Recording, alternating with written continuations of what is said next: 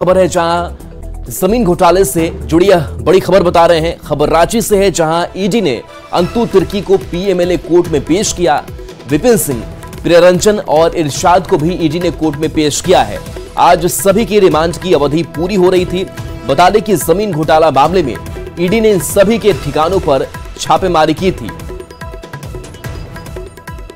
तो रांची से ये बड़ी खबर है जहां ईडी ने अंतु तिर्की को पीएमएलए कोर्ट में पेश किया है।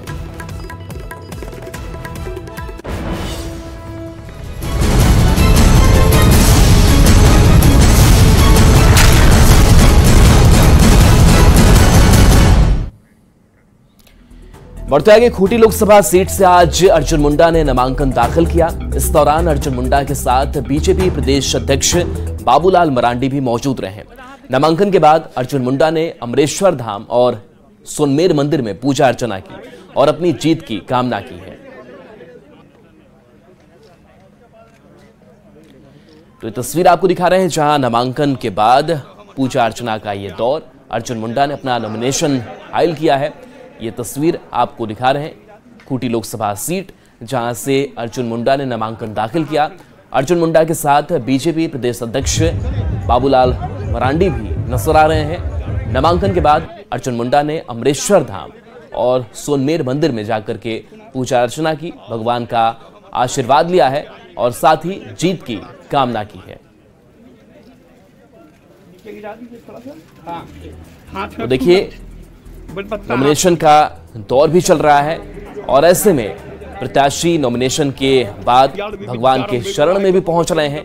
जनता से तो आशीर्वाद उन्हें लेना ही है, लेकिन इसके साथ साथ भगवान के भी दर्शन पूजन हो रहे हैं, जिसकी तस्वीर आपको हम दिखा रहे हैं। अर्जुन मुंडा पूजा अर्चना करते हुए नजर आ रहे हैं और बाबूलाल मरांडी भी ठीक उनके बगल में आपको नजर आ रहे होंगे। तो अमरेश्वर धाम की ये तस्वीर है और साथ ही सोनमेर मंदिर, इन दोनों जगहों पर नेताओं का जाना हुआ और वहां पर पूजा अर्चना की। लोगों से भी इस दौरान मुलाकात हुई और भगवान के भी दर्शन इन्होंने किया और अपनी जीत की कामना की। तो ये खूंटी लोकसभा सीट जहां से जोर लगाती हुई बीजेपी नजर आ रही है और यहां से अर्जुन मुंडा बीजेपी की तरफ से प्रत्याशी बनाए गए हैं और अर्जुन मुंडा के साथ बीजेपी प्रदेश अध्यक्ष बाबूलाल मरांडी की भी मौजूदगी है। और नामांकन के बाद की पूजा की तस्वीर आपको दिखा रहे हैं।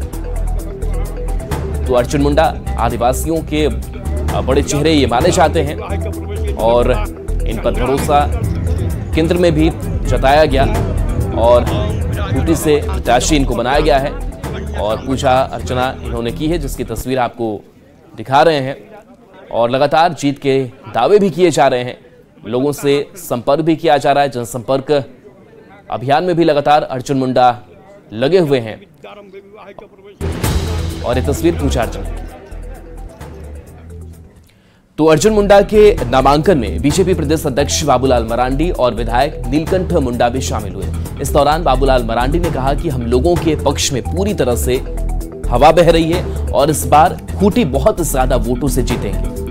विधायक नीलकंठ मुंडा का कहना है कि 5 साल में खूंटी का बहुत विकास हुआ है। लड़ाई क्या मिलेगी, खूंटी जीत रहे हैं फिर से और भारी वोटों से पार्टी जीत रही है। अर्जुन मुंडा जी जीत रहे हैं। ऐसा बड़ा कम मार्जिन था सर। उलगुलान तो सब वहीं प्रभात तारा मैदान में हो रहा था, उससे बाहर कहीं नहीं है ना। आपस में ही ये लोग उलगुलान कर रहे थे। तो आप सब लोगों ने देखा भी और दिखाया भी पूरा झारखंड वासियों को, इसलिए वो सब उलगुलान वहीं पर था, वहीं तक था। देखिए, जीत होती है ना, कम हो ज्यादा हो जीत होती है। इस बार उस जीत को हम लोग और भी मार्जिन को बढ़ाने का प्रयास कर रहे हैं और निश्चित रूप से यहाँ की जनता मन बनाई हुई है कि इस बार ज्यादा से ज्यादा हम लोग का मार्जिन जितना ज्यादा होगा उससे पिछले बार से हम लोग का 10-15 गुना ज्यादा, 20-100 गुना ज्यादा होगी जीत की मार्जिन। अर्जुन मुंडा के नामांकन पर जेएमएम ने निशाना साधा है। जेएमएम प्रवक्ता तनुज खत्री ने कहा कि पिछली बार तो अर्जुन मुंडा लोकसभा हारते हारते जीते थे, लेकिन इस बार किसी की नहीं चलने वाली है।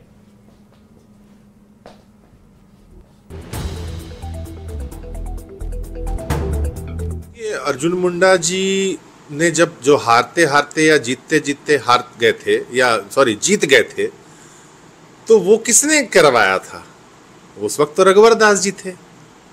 तो ये सवाल तो अर्जुन मुंडा जी से पूछा जाना चाहिए कि वो किससे डरे हुए हैं। वो झारखंड की और खूंटी लोकसभा की जनता से डरे हुए हैं, जिन्होंने पिछले बार उन्हें हार का सबक जरूर सिखा दिया था। इस बार किसी की नहीं चलने वाली है। सिंहभूम लोकसभा सीट से जेएमएम उम्मीदवार जोबा मांझी ने भी अपना नामांकन दाखिल किया। जोबा मांझी ने नामांकन में मुख्यमंत्री चंपाई सोरेन और कल्पना सोरेन भी शामिल हुई। तो देखिए, नॉमिनेशन का सिलसिला चल रहा है और ऐसे में जोबा मांझी का नामांकन हुआ और नामांकन में सीएम चंपाई सोरेन भी पहुंचे।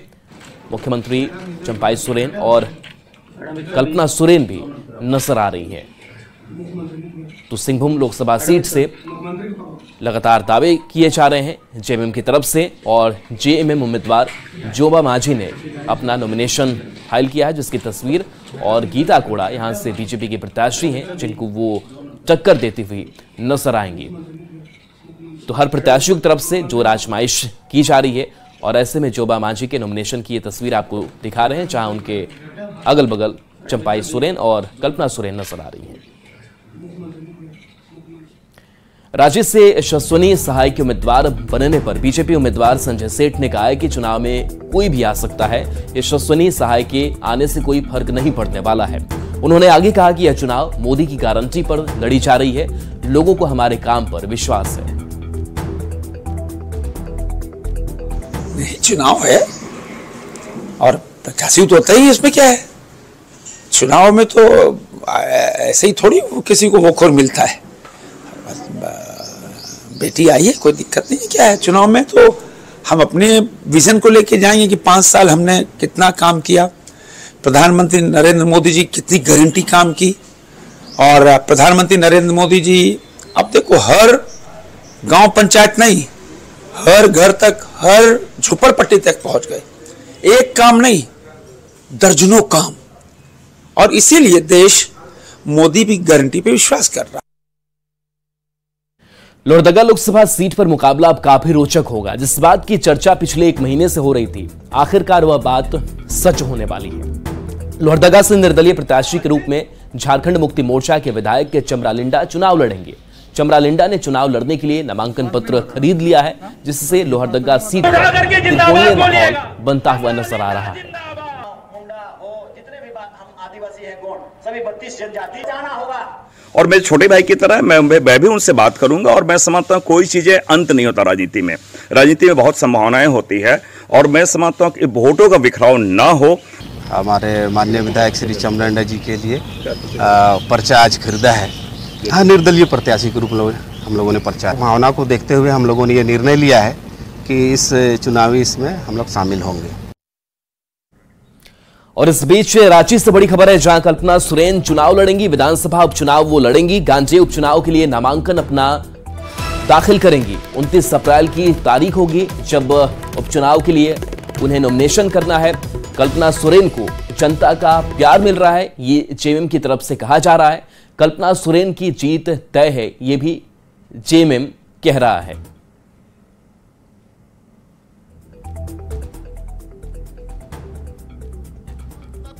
देखिए, मुझे लगता है 29 तारीख की तारीख मुकर्रर हुई है। उस दिन कल्पना सोरेन जी पर्चा भरेंगे, और मुझे लगता है कि औपचारिकता मात्र रहेगी वहाँ चुनाव होने के बाद जो सर्टिफिकेट मिलेगा। लेकिन चुनाव के पहले ही, नॉमिनेशन के पहले ही वहाँ की जनता ने जो प्यार दिया, जो आशीर्वाद दे रहे हैं उनको, जीत अभी से ही तय है। मुझे लगता है घोषणा सिर्फ बाकी है, वो 2 तारीख को घोषणा। कल्पना सोरेन के नामांकन पर बीजेपी ने तंज कसा है। बीजेपी प्रवक्ता प्रतुल शाहदेव ने कहा कि कल्पना सोरेन चुनाव नहीं जीतेंगी।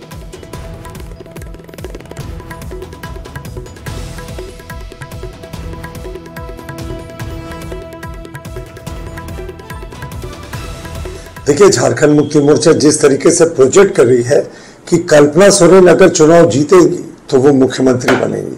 हालांकि वो चुनाव जीतने नहीं जा रही। पिछले बार के इनके तथाकथित लहर में भी अगर भारतीय जनता पार्टी और आजसू जो अलग अलग लड़ी थी उनके वोटों को जोड़ दे तो हम 7000 वोटों से आगे थे, और इस बार तो हमारा एक ही उम्मीदवार है। तो कल्पना सोरेन जी को जिस तरीके से भावी मुख्यमंत्री के रूप में प्रोजेक्ट किया जा रहा है, और जेएमएम हमेशा करती है ऐसे बाई इलेक्शंस के पहले, वो या तो अपने उम्मीदवारों को मंत्री बना देती है और इस बार तो भावी मुख्यमंत्री बना रही है। पलामू सीट की लड़ाई बेहद दिलचस्प हो गई है।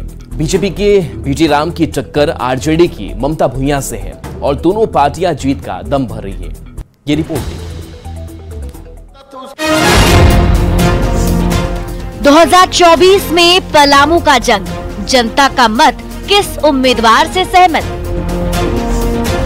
जलेगा लालटेन या खिलेगा कमल?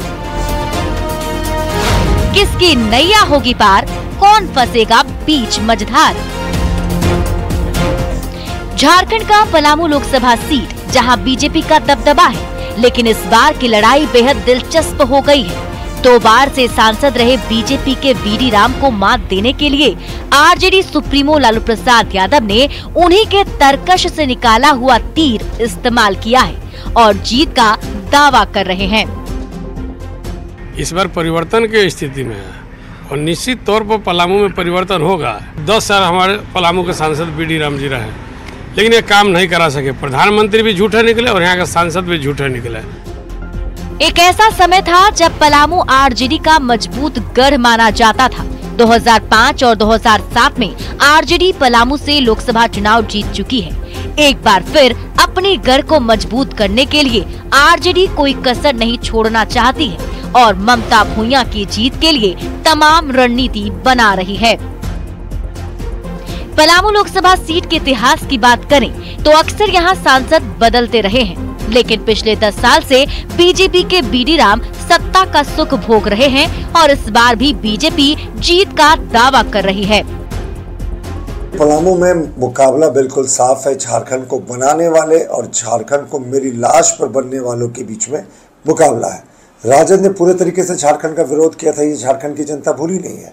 और पलामू में वीडी राम साहब 5 वर्षों तक, पिछले टेन्योर में उसके पहले के 5 वर्षों तक लगातार क्षेत्र की समस्याओं को लेकर जूझते रहे, सक्रिय रहे। कई ट्रेनों का स्टॉपेजेस वहाँ बढ़ा और कई वहाँ जो इंफ्रास्ट्रक्चर का डेवलपमेंट का काम हुआ वो लगातार होता रहा। वहीं अगर क्षेत्र के हिसाब से समीकरण की बात करें तो पलामू लोकसभा में 6 विधानसभा है, जिसमें डाल्टनगंज, विश्रामपुर, हुसैनाबाद, गढ़वा, छतरपुर, भवनाथपुर विधानसभा शामिल है। इन विधानसभा में फिलहाल 5 पर बीजेपी और उनके घटक दल के विधायक हैं, तो वहीं एक सीट गढ़वा जेएमएम के खाते में है। अब ये तो वक्त ही बताएगा कि ऊंट किस करवट बैठेगा, किसके सिर पलामू का ताज सजेगा और कौन निराश होगा। न्यूज़ 18 संवाददाता गौरव झा की रिपोर्ट। रांची में स्कूल ऑफ पॉलिटिक्स संस्थान के कार्यक्रम में इलेक्शन ऑन व्हील्स की टीम झारखंड पहुंची है। इलेक्शन ऑन व्हील्स की टीम का कहना है कि हम लोग 10 दिवसीय यात्रा पर निकले हैं, जिसमें दिल्ली से चलकर कोलकाता तक जाना है। टीम के लोगों का कहना है कि हम लोग ये जानने की कोशिश कर रहे हैं कि लोकसभा चुनाव में जनता क्या सोचती है और जमीनी स्तर पर लोगों को क्या दिक्कत है। महसूस ये किया कि अगर हम इलेक्शन की बात करें, लोगों में काफ़ी उत्साह है, काफ़ी एनर्जी है और बहुत ही आप ये समझिए कि ट्रांसपेरेंसी के साथ ये चुनाव हो रहा है। बहुत सारे लोग ईवीएम को लेकर के जहाँ तक बात करते हैं कि ईवीएम सही नहीं होती, वो बिल्कुल गलत है। ये एक बहुत बड़ी जानकारी मैं आपके माध्यम से सबको देना चाह रहा हूँ कि पूर्णतः लोकतंत्र का ध्यान रखा जा रहा है और लोग बढ़ चढ़ करके इसमें हिस्सा ले रहे हैं। देखिए, ग्राउंड लेवल के ऊपर जो हम बुक्स में पढ़ते हैं, जो हम देखते हैं, और ग्राउंड लेवल इज़ डिफरेंट। वरना ये हमने कई जगह पर देखा, बहुत मेहनत कार्यकर्ता से लेके मतलब हर जना बहुत मेहनत करता है, ईजी नहीं है। We feel something is better over here. यहाँ का डेवलपमेंट ये सब बहुत अच्छा चल रहा है। काफ़ी एरिया पे डेवलप अभी होना चाहिए। So we feel this is growing and very soon this Jharkhand is going to be a very good benchmark for other states also. Andhra Pradesh or Jharkhand, same water hai, same breath hai, everything is same. But still, in terms of the observing the development, in terms of the infrastructure, in terms of the opportunities for the people, I found lot of difference. At least I wish Jharkhand should grow equivalent to the other states of India, not only with. काफ़ी लोग excited है और participate करना चाहते हैं इस election के दौर में। हम बहुत सारे जगह घूमे, हम शहरों में गए, गाँव में गए, तो वहाँ पे हमने सर्वे वगैरह भी किया कि कैसे मतलब क्या सोचते हैं चुनाव इस साल कौन जीतेगा ऐसे। तो उस हिसाब से फिर लोग इंटरेस्टेड है, मतलब वोट हमारे देश में वो सबसे बड़ी समस्या है कि वोट ही नहीं डालने जाते, लेकिन लोग उत्सुक है वोट डालने के लिए। गोड्डा सीट पर कांग्रेस के उम्मीदवार बदले जाने के बाद निशिकांत दुबे जीत को लेकर आश्वस्त दिखे। एनडीए उम्मीदवार ने कहा कि बीजेपी का अभेद किला तैयार है, कांग्रेस यह सीट हार चुकी है। इस बार भी कांग्रेस ने प्रदीप यादव को उम्मीदवार बनाकर बीजेपी के किला को और मजबूत कर दिया है। गोड्डा के सांसद निशिकांत दुबे ने आज अपने निजी आवास देवघर में एक प्रेस वार्ता का आयोजन करते हुए कहा कि गोड्डा लोकसभा की सीट भाजपा का अभेद किला बन चुका है, कांग्रेस यह सीट हार चुकी है और इस बार भी कांग्रेस ने प्रदीप यादव को उम्मीदवार बनाकर बीजेपी के किला को और मजबूत किया है।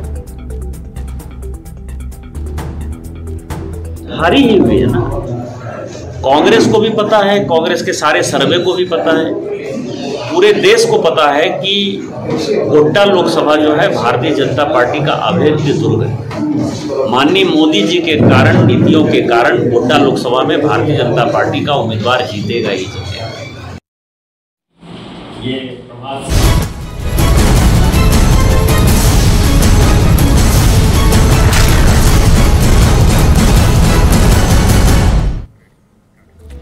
और इस बीच रांची से बड़ी खबर है, जहां जमीन घोटाला मामले पर सुनवाई हुई है। हेमंत सोरेन से जुड़े मामले पर सुनवाई की गई है। पीएमएलए की विशेष अदालत में सुनवाई हुई। कोर्ट ने 30 अप्रैल तक ईडी को जवाब दाखिल करने का समय दिया है। मामले में अब अगली सुनवाई 1 मई को होनी है। तो रांची से ये बड़ी खबर, जहां जमीन घोटाला मामले में सुनवाई हुई है। हेमंत सोरेन से जुड़े मामले पर सुनवाई हुई। पीएमएलए की विशेष अदालत में ये सुनवाई हुई।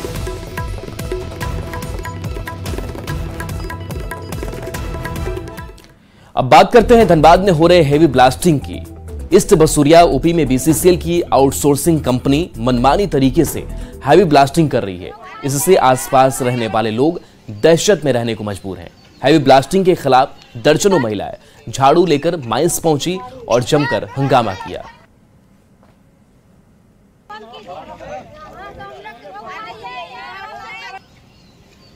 में पत्थर आ रही है बार बार, जब ब्लास्टिंग होती है तब पत्थर आती है। कभी कहते हैं कि नहीं हम लोग सारा सेफ्टी बरतते हुए ब्लास्टिंग करवाएंगे, हालांकि ग्रामीण लोग कोऑपरेट कर रहे हैं। हम लोग लड़ना नहीं चाह रहे, भाई हम लोग को भी स्थापित कर दीजिए, आप कीजिए। हम लोग काम भी बाधित करना नहीं चाहते हैं, लेकिन हम लोग को मजबूर कर देता है।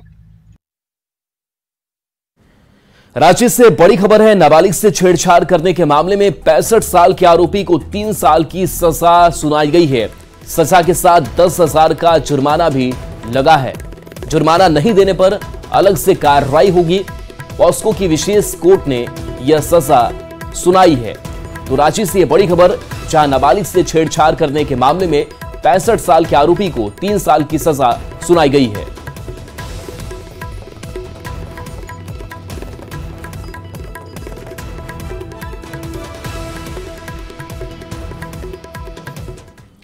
और चलिए ब्रेक का वक्त तो चला है, जल्द वापस आते हैं।